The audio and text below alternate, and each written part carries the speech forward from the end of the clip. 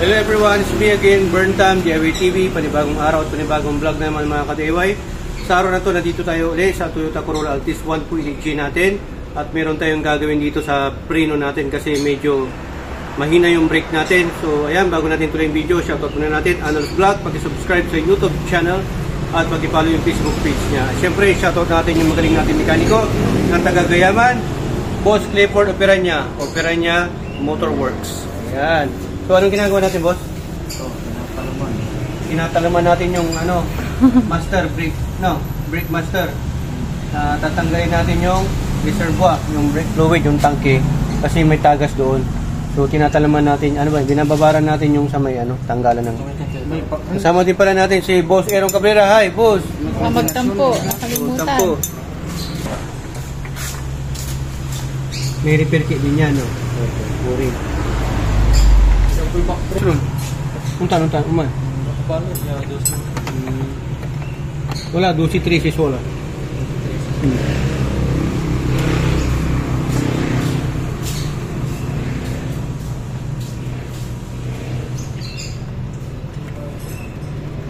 Mahal eh.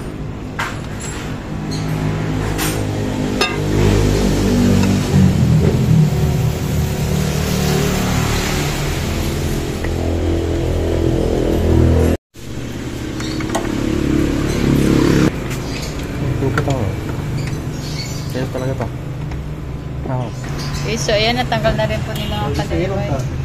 Ang dalawang button to.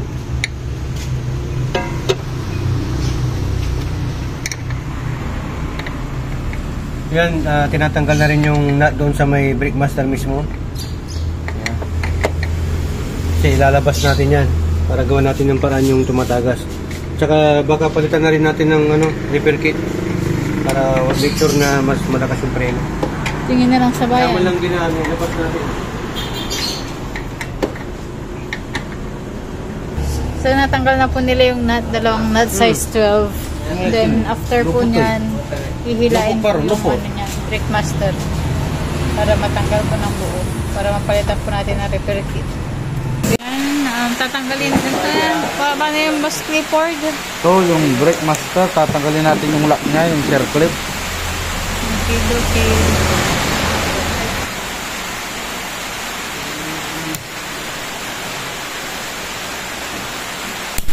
Malo. Lagi namin siya pag natanggal na. Panuwag yan. Sabihin mo, may problema. Ito, may tagas po dito mga boss. Anong gawin natin yung video dyan? Kailangan palitan ng repair kit. Ano naman? Wala nang, Body. Gabi na? Siguro magawa na pala niya, boss? Yes, siguro. Yan na lang natin ng tiklon. Pwede? Hindi babara? Pwede. Tabo dito, panlinis. Nakatabo na may tubig.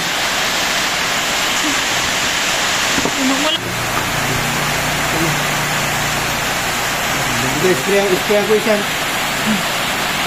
Isprayan ko paano loko na. Sige. Ito sir, yung pula.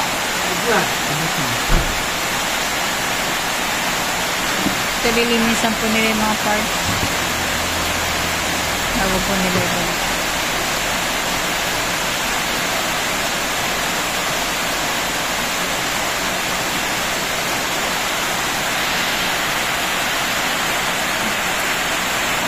Illegal, tagal, meron ka ba? Napulisin ko ito. Gawin ko may kinay.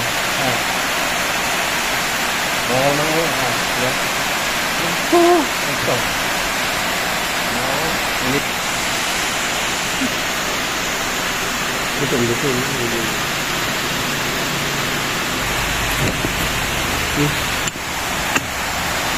Lock. Galing pang silbit. Ito po, nilalagyan natin ng tiklon ng ating repair kit para yung ating rubber cap ay bumukaka. May mga maliliit na. Ito yun, mas maganda to. Sobra na kasi yun, makapal. Ito yung kanina, no? Na hindi, na ang hirap tanggalin. Dito na parang... Pinalawang. Oo, pinalawang. Na corrosion. Corrosion. Grabe. Kaya ginawa nila ng remedyo. Polar, hindi mo na video eh. Ganda eh. Sayang. Kanali ng alambre. Saka kung nilagyan ng ano. Alambre. Tapos, tanggal. Ikarlatan. So, iba na mo ah. Ano?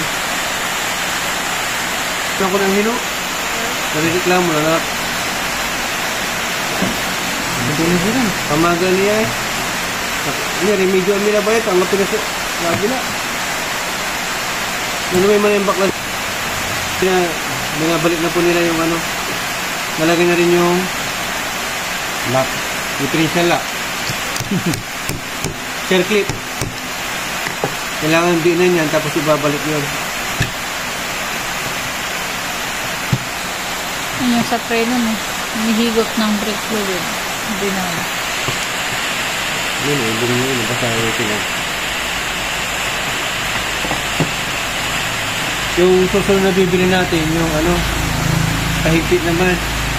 Kahigpit. Pabaliktad yan ah.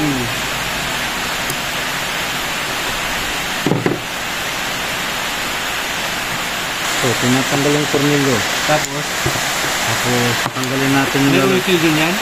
Oo, meron. Ganun pala yan, no? Oh. Bali, ito nga yung tumatagas, boss. Yan nga. So, ako, pwede ko na rin palitan yan. Pwede, pwede. Kahit na hindi ko natanggalin to. Hindi ah. Mumot na kalya. Yaya, kamot dyan mo. Hindi, ito yung tatanggalin ko lang sa palitan ko. Hindi, tamo yan lang tinulkan. Mumot ka lang ito ng Wiper na ano to. Kaya may napya. Yan Ford. But for ano yung dahilan bakit tumatagas, may leak? Kasi marumi na yung ano niya. Nagaya ng fluid. Ito. Ito, kung dito, yung sabi dito. Ito dito. Ito yung filter. Bilang. Luar. Yun. Tawag niyan, boss? Ito yung gasket mo. Ano yan? Lalagyan pa ng ano? Tiklon. Yes. Wala.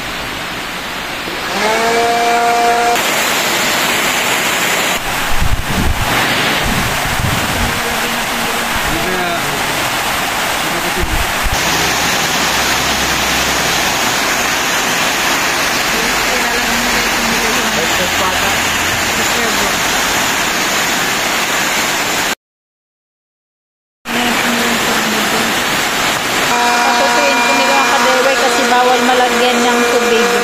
Dahil paglalagyan po ng brake fluid po yan.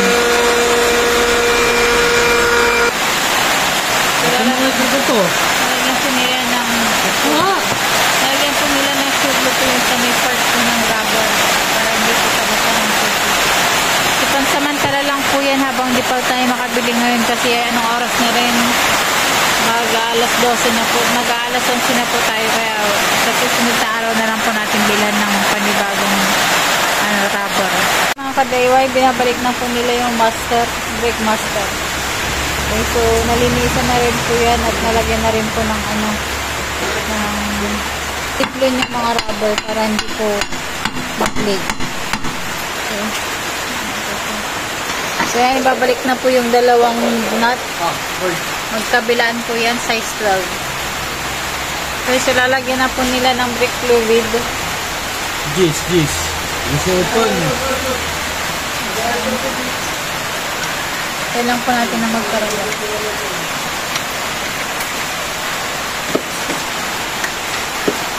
So yan, testing po natin.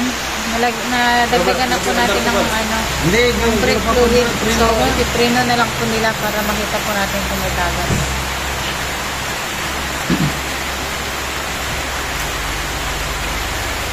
Area. Preno.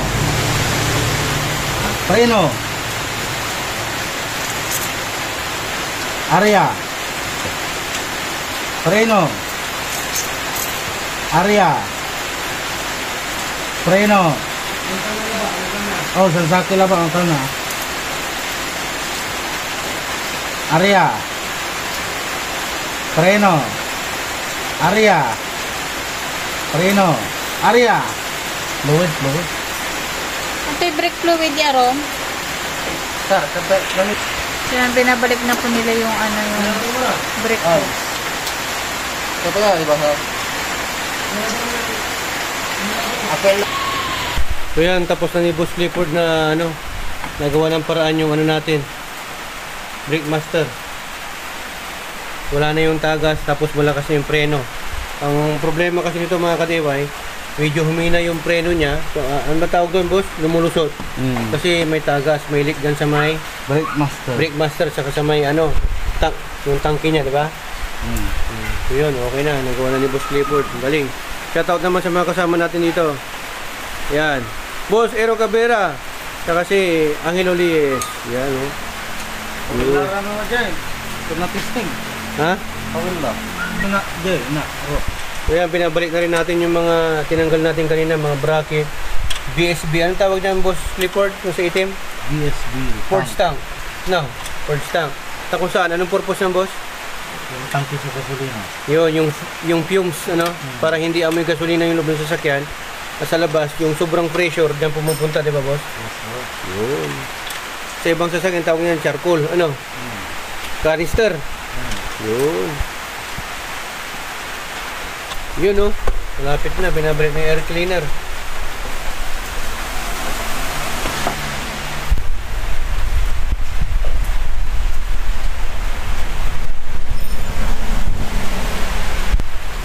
Wamelak po yan.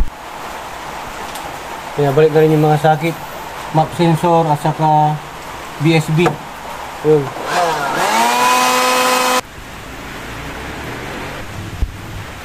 Yes, yung battery. Yung mga ano niya, plug. Kaya na nga. Ayan, babalik na po yung battery. Para na-testing na. So, yung ilan?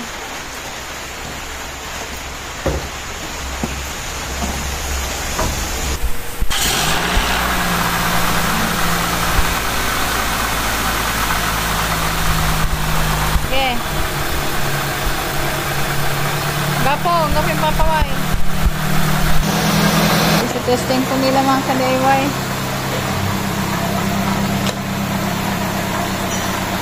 Para sa bante.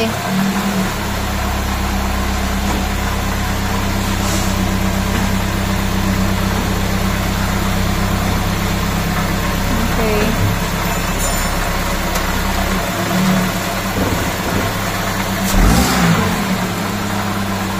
Good na, good.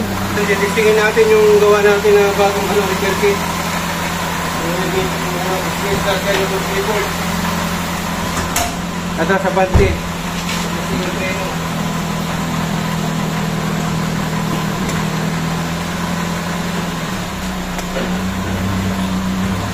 Yes, sir.